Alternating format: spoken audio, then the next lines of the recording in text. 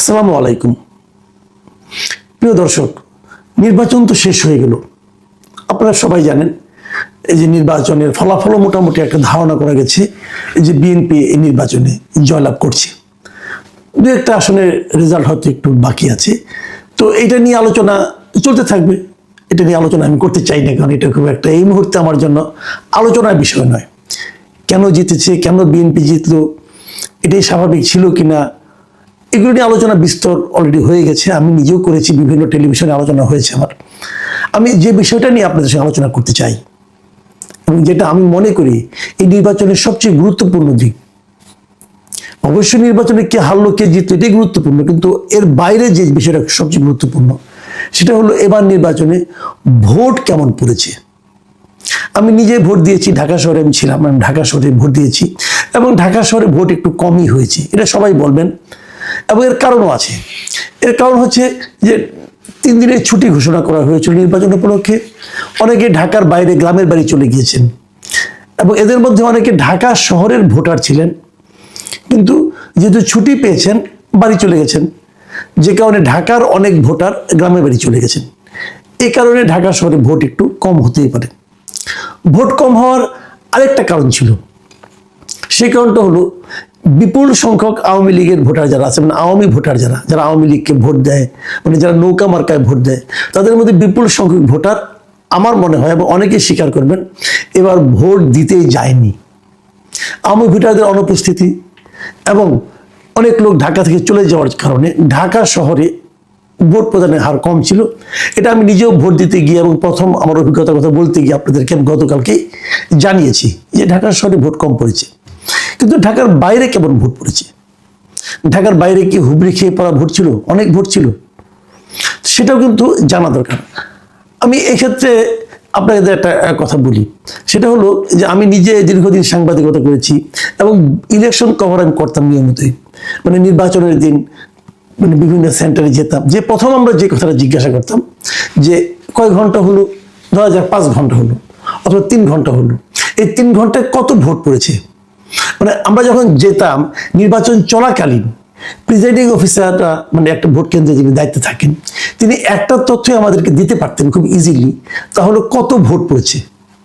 এটা দেওয়ার নিয়মটা হলো কি, ব্যালট পেপার তো দেওয়া হয় বইগুলি, যে ওই একটা পুরোটা বইয়ের তো একটা সংখ্যা সবাই জানে, একটা বইয়ে 100 পেজ থাকে, তো কয়টা রুম আছে, মানে কয়টা কক্ষ আছে, সেই কক্ষে কয়টা, মানে ওরা কয়টা একটা করে ভোট, যখন তার পুরো বইটা শেষ হয় তখন তারা ওটা জমা দিয়ে আবার নতুন একটা বই ইস্যু করে নিয়ে যায়।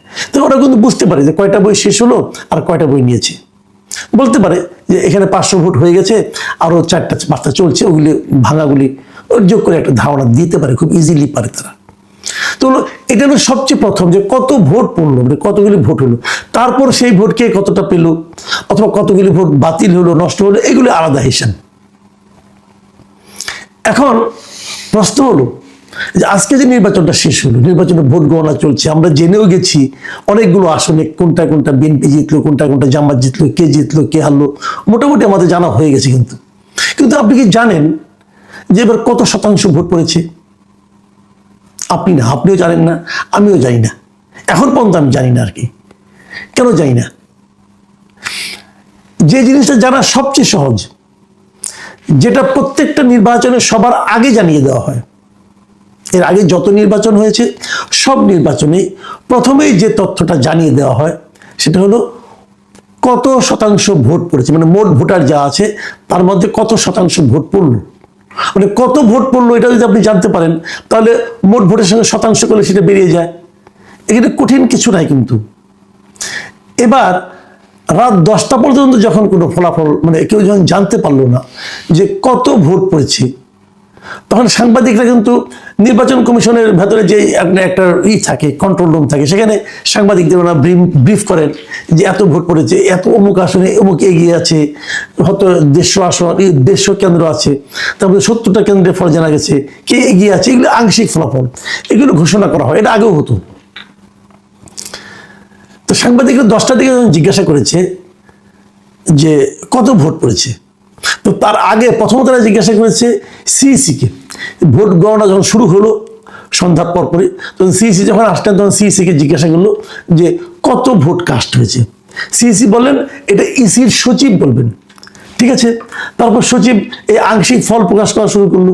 রাত 10টার দিকে এই ইসি সচিবকে, নির্বাচন কমিশনের যিনি সচিব আছেন, তাকে সাংবাদিকরা জিজ্ঞাসা করলো যে কত শতাংশ ভোট পড়েছে, এবং উনি বললেন কি, এত অধৈর্য হলে তো হবে না, আপনারা যদি এত অধৈর্য হন তাহলে আমি এটা বন্ধ করে দিয়ে ওটার দিকে যাই, মানে এটা মানে ওই আংশিক ফল বন্ধ করে দিয়ে টোটাল কত শতাংশ ভোট পড়েছে ওটার দিকে যাই। বুঝেন, উনি বিরক্ত। এই বিরক্তির ভিত্তিটা কি? উনি তো বিরক্ত হতে পারেন না, কারণ ওনার কাছ থেকে সহজ প্রশ্ন করা হয়েছে। এবং তখন উনি আবার এটা বললেন যে কত শতাংশ ভোট পাওয়া গেছে এটা বলা হবে 299টা আসনের ভোট কাউন্ট করার পরে, মানে সবগুলি আসনের ভোট কাউন্ট করা হবে, সবগুলি বিজয়ী ঘোষণা করা হবে, তারপর বলা হবে যে মোট কত শতাংশ ভোট পড়েছে। এটা ওনার বক্তব্য সাংবাদিকদের কাছে। কিন্তু আমার প্রশ্ন হলো যে সবগুলি আসনের ফলাফল জানানোর পর আপনাকে কেন মোট ভোটের কথা বলতে হবে? কারণটা কি? এই প্রশ্নের জবাবটা কিন্তু আমি এখনো জানি না। দেখেন, মোট ভোট জানাটা কেমন সহজ। প্রিজাইডিং অফিসার টোটাল ভোটের হিসাব দিবেন, ওনার কাছে কতগুলি ব্যালট পেপার গিয়েছে, কতগুলি ব্যালট পেপার ইউজ হয়েছে। এটা তো 4টার সময় যদি 4:30 পর্যন্ত ভোট হয়ে থাকে, 10 মিনিটের মধ্যে ওনার পক্ষে বের করা সম্ভব ওনার এই কেন্দ্রে কত ভোট পড়েছে। এবং প্রিজাইডিং অফিসাররা এটা দিয়ে দিবেন সহকারী রিটার্নিং অফিসারের কাছে। এটাতে এখন মুহূর্তের মধ্যেই আপনার মেসেজ দিয়ে মেল করে আপনি পাঠাতে পারেন। সহকারী রিটার্নিং অফিসার যিনি থাকবেন, মানে সাধারণত উপজেলা যিনি ইউএনও হন আর কি, উনি এটা সঙ্গে সঙ্গে পাঠিয়ে দেবেন রিটার্নিং অফিসারের কাছে, মানে জেলা প্রশাসকের কাছে। রিটার্নিং অফিসার পাঠিয়ে দেবেন নির্বাচন কমিশন সচিবালয়ে। এই পুরো কাজটা করতে 15 থেকে 20 মিনিটের বেশি সময় লাগার কোনোই কারণ নাই।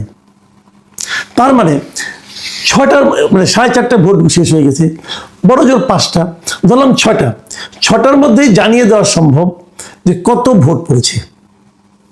সেটা জানানো হলো না কেন?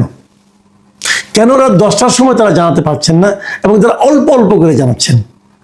যতটুকু জানতে পেরেছি আমরা এই পর্যন্ত, প্রথমে দুপুর 12টার সময় জানিয়েছেন যে 32.88% ভোট পড়েছে।